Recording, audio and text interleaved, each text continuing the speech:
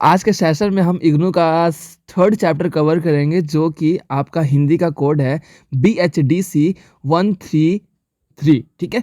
और ये आपका सेकेंड ईयर का कोड है, इग्नू का हिंदी का कोड है। तो इससे पहले हमने सेकेंड चैप्टर तक कवर कर लिया था और आज के सेशन में हम चैप्टर नंबर थर्ड के बारे में कवर करेंगे, ठीक है। तो बेसिकली अगर मैं बात करूँ तो थर्ड चैप्टर क्या है, द्विवेदी युगीन हिंदी काव्य स्वरूप और विकास। यानी कि जो द्विवेदी युग का जो टाइम था ना, वो कब था। देखो, आपको तीन प्रकार के युग थे। एक तो भारतेंदु युग, उसके बाद द्विवेदी युग, उसके बाद छायावादी युग, ठीक है। भारतेंदु युग की मैं बात करूं तो बेसिकली ये 1875 से लेके 1900 तक रहता है, ठीक है। और द्विवेदी युग 1900 से लेके 1920 तक रहता है, ठीक है। समझ में आ गया। तो इसमें महावीर प्रसाद द्विवेदी के नाम से ही इस युग का नाम द्विवेदी युग पड़ा था, ठीक है। अब इसमें क्या हुआ कि काव्य में परिवर्तन किए गए। देखो, काव्य क्या होता है, काव्य हिंदी का एक स्वरूप होता है जिसमें हम कोई भी पंक्तियों का स्वरूप या फिर कोई भी स्थिति या रचना देखते हैं, उसी को हम काव्य बोलते हैं, ठीक है। अब इसमें कौन कौन सी काव्य व्यवस्था का विकास हुआ, तो फर्स्ट ऑफ ऑल मैं बात करूं तो इस युग के अगर हम बात कर लेते हैं, स्टार्ट करते हैं हम अपने सेशन को, तो उद्देश्य क्या होता है। देखो, इस युग का उद्देश्य है द्विवेदी युग में जो काव्य व्यवस्था था उसका परिवर्तन करना। भारतेंदु युग के बाद जो है द्विवेदी युग में कैसे भारतेंदु युग को आगे बढ़ाया गया, कैसे सपोर्ट किया गया, इस व्यवस्था को भली भांति आगे बढ़ाना। महावीर प्रसाद द्विवेदी ने किस तरीके से इस युग का नामकरण करवाया और इस युग का नाम जो है महावीर प्रसाद द्विवेदी के नाम से कैसे पड़ा, ये सारी बातों का इसमें उद्देश्य के रूप में प्रस्तावित किया गया है, ठीक है।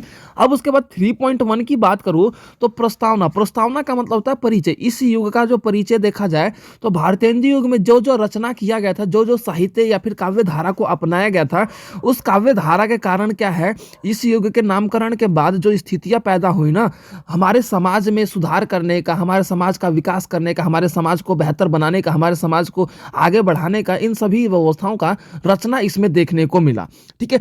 अब उसके बाद यहाँ पर रीतिकालीन व्यवस्था का भी स्वरूप देखने को मिला, जो कि हम इस चैप्टर में पढ़ेंगे। अब उसके बाद हम बात कर लेते हैं 3.2 युगीन पृष्ठभूमि। युगीन पृष्ठभूमि की बात की जाए तो पृष्ठभूमि, देखो पृष्ठभूमि का मतलब होता है कि तर्क संगत कौन कौन सी व्यवस्था का परिवर्तन हुआ। तो देखो इस युग में ना, देखो इस युग का छोड़ो, आपको तीनों युग में 4-5 चीजों का परिवर्तन हुआ है।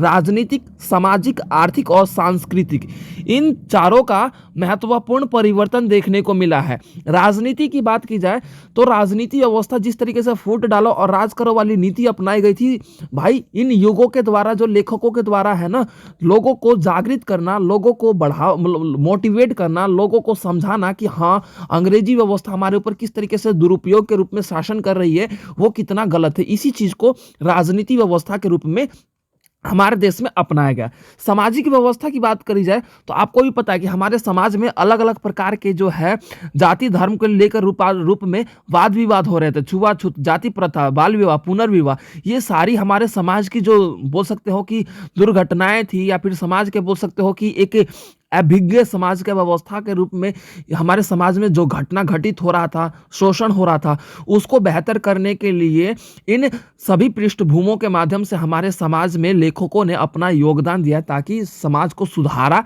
जा सके, ठीक है। अब उसके बाद आर्थिक की बात की जाए तो हमने अर्थव्यवस्था को ध्यान में रखते हुए अपने देश में बोल सकते हो विदेशी कंपनियों को ना अपनाकर स्वदेशी कंपनियों को अपनाने का प्रयास करने का प्रयास किया, ताकि हमारे देश में आर्थिक परिवर्तन के माध्यम से हमारा भी विकास बहुत बेहतर तरीके से हो पाए। इस चीज को ध्यान में इस चीज को मध्यस्थता रखते हुए हमने इस युग का निर्माण किया। अब सामाजिक इसके बाद हमारा आर्थिक हो गया। अब उसके बाद संस्कृति की बात कर ली जाए। देखो, संस्कृति की बात कर ली जाए, जैसे कि आपको भी पता है कि हमारे संस्कृति में क्या था। आपने देखा होगा कि भाई आडंबर के नाम पे काला जादू टोना किया जाता था, बलि दी जाती थी बालिकाओं की, जानवरों की, इन सभी क्या, ये सांस्कृतिक थी। इन सभी सांस्कृतिक परिवर्तन को ध्यान में रखते हुए जो है लेखकों के द्वारा समाज को गाइड किया गया कि ये बस एक आडंबर है। आडंबर का मतलब अंधविश्वास, ठीक है। इसी चीज को हमारे समाज में लेखकों के द्वारा जो है अलग अलग तरीके से परिवर्तन करने का प्रयास किया गया। ठीक है। अब उसके बाद ये आपका पृष्ठभूमि चारों के चारों कंप्लीट होते हैं। अब हम बात कर लेते हैं अपने अगले टॉपिक के बारे में। तो हमारा टॉपिक है भारतीय नवजागरण विविध मूल्य दृष्टियां। देखो, भारतीय नवजागरण, नवजागरण का मतलब होता है कि जाग जाना, नया एक नव जागरण यानी कि दोबारा से जाग जाना। ठीक है। शब्दों को तोड़ के देखोगे ना, बहुत सिंपल लगेगा हर टॉपिक से। नव का मतलब होता है जागरण, जाग। देखो, रण छोड़ दो, जाग बोल रहा है, क्या बोल रहा है, जाग। तो यहाँ पे नव जागरण यानी कि दोबारा से जाग जाना। अब भारतीय नव जागरण का विस्तार कब हुआ?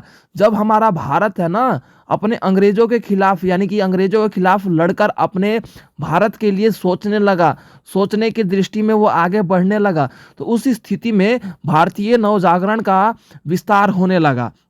अब जिसके कारण जो है हमने अपनी परंपरा, सांस्कृतिक, सामाजिक व्यवहार तथा अपने दृष्टिकोण की भी सोच व्यवस्था को हमने परिवर्तन करते हुए उनमें एक नई स्थितियों की उत्पत्ति लेके आए। पहले क्या होता था, जाति पात, बाल विवाह, पुनर्विवाह, सती प्रथा, ये सब ज्यादा था। लेकिन अब धीरे धीरे लेखकों के द्वारा जो है मोटिवेट करने के कारण क्या हुआ, हम इन सभी प्रथाओं को धीरे धीरे अपने जीवन में गलत नजरिए से देखकर इन्हें छोड़ने लगे। तो भाई क्या हुआ, भाई हमारे दृष्टिकोण का भी तो एक नया नवजागरण हुआ। तो उस स्थिति में हमारे इन्हीं सभी व्यवहारों का, इन्हीं सभी दृष्टिकोण का, इन्हीं राजनीति व्यवस्था का, धर्म संस्कृति का तथा मूल्य और अमूल्य व्यवस्था का और धर्म संस्कृति और समाज की नई सोच व्यवस्था को हमने जागृत किया। उसी को भारतीय नवजागरण का विविध विधाओं के रूप में देखा गया। अब इसमें एक और चीज है आया कि भाई हमने अपने भाषाओं के रूप में भी ना नवजागरण किया। पहले अरबी, फारसी, उर्दू तथा अंग्रेजी भाषाओं का समावेश हमारे रचनाओं में देखने को मिलता था और आपका पद देखने को मिलता था। लेकिन अब हमने सरल भाषा, देवनागरी लिपि और बोल सकते हो कि खड़ी बोली और गद्य व्यवस्था की रचना करने लगे। क्यों? क्योंकि लोग अशिक्षित थे। आपको ही पता है भाई, हमारा टाइम पीरियड कौन सा चल रहा है, 1875 की बात कर रहा है भाई। और हमारा जो भारतीय हिंदू युग है ये आपका 1900 से लेके 1920 तक की बात कर रहा है। उस स्थिति में ये बताओ कि भाई भारत के लोग पढ़े लिखे तो थे नहीं, तो भाई अरबी, उर्दू और तथा फारसी लैंग्वेज समझ नहीं सकते थे। तो हमने भाषाओं के रूप में भी ना अपने समाज में परिवर्तन करते हुए अपने देश व्यवस्था को आगे बढ़ाने का प्रयास किया था। क्लियर है? अब उसके बाद हमारा आ जाता है 3.3 यानी कि द्विवेदी युग। अब देखो, इसमें काल निर्धारक का नामकरण यानी कि द्विवेदी युग में काल निर्धारक कैसे पड़ा? तो देखो, इस युग का नामकरण आपके महावीर प्रसाद द्विवेदी के नाम से ही पड़ा था, जिन्होंने भारतीय समाज में एक नई चेतना को आगे बढ़ाने का प्रयास किया गया। देखो, इनका पूरा नाम था आचार्य महावीर प्रसाद द्विवेदी, जिसके नाम से ही इस युग का नामकरण किया गया। क्योंकि इन्होंने भारतीय व्यवस्था में, महावीर प्रसाद द्विवेदी जो थे, इन्होंने भारतेंदु युग को सहमति देते हुए उन सभी व्यवस्थाओं को और समाज में एक नई चेतना को आगे बढ़ाने का प्रयास किया गया। इसीलिए इस काल का नामकरण कर दिया गया द्विवेदी युग। ठीक है। अब उसके बाद हमारा 3.3.2 आ जाता है महावीर प्रसाद द्विवेदी युगकर्ता के शक्ति एवं सीमाएं। यानी कि इस काल में महावीर प्रसाद द्विवेदी का नामकरण तो किया गया, तो इनकी शक्ति क्या थी? तो फर्स्ट ऑफ ऑल क्या था कि इनकी रचनाओं में एक ऐसा छाप समाज में छोड़ता था जिसके कारण समाज की नई पीढ़ी जो थी ना, उसको बहुत अच्छे तरीके से समझकर अपने जिंदगी में धारण करने का प्रयास करती थी। ठीक है। रचना में इन्होंने गद्य अपना लिया था। गद्य जो था सरल भाषा था, जिसको आसानी से लोग समझ सकते थे और अपने जिंदगी में सुधार लाने के लिए प्रयास कर रहे थे। ठीक है। इनकी रचनाओं में एक ललित व्यवस्था की साहित्य देखने को मिला। ललित का मतलब होता है कि अपने परिवार, अपने समाज, अपने देश के लिए सोचना, वो हमारा ललित के रूप में देखने को मिला। अब उन्होंने सरस्वती पत्रिका, जो कि आपका जो देखने को मिलता था संपादन के रूप में, इन्होंने अपनी रचनाओं के माध्यम से सरस्वती पत्रिका में अपनी रचना के माध्यम से समाज को बेहतर तरीके से और ज़्यादा मोटिवेट करना, गाइड करना शुरू कर दिया। धीरे धीरे समाज में इसी चीज़ को, अंग्रेजी संस्कृति को धीरे धीरे ख़त्म करने का आगे बढ़ाया गया। और इसी कारण से हमारी स्थितियों में, हमारी अवस्थाओं में हमारा परिवर्तन देखने को मिला कि अगर हम बात करें समाज की जागरूकता को देखते हुए हमारा एक नींव पड़ गया। नींव का मतलब होता है कि जैसे आप घर बनाते हो, घर बनाते समय एक नींव डाला जाता है ताकि घर की मजबूती रहे। तो इनकी रचनाओं के कारण क्या है ना कि समाज में एक नींव पड़ गया, जिसके कारण समाज और ज़्यादा बेहतर तरीके से अपनी अवस्थाओं में आगे बढ़ने तथा अपने देश को विकास करने में महत्वपूर्ण तत्पर होकर अपने आप में आगे बढ़ता हुआ नज़र आने लगा। ठीक है?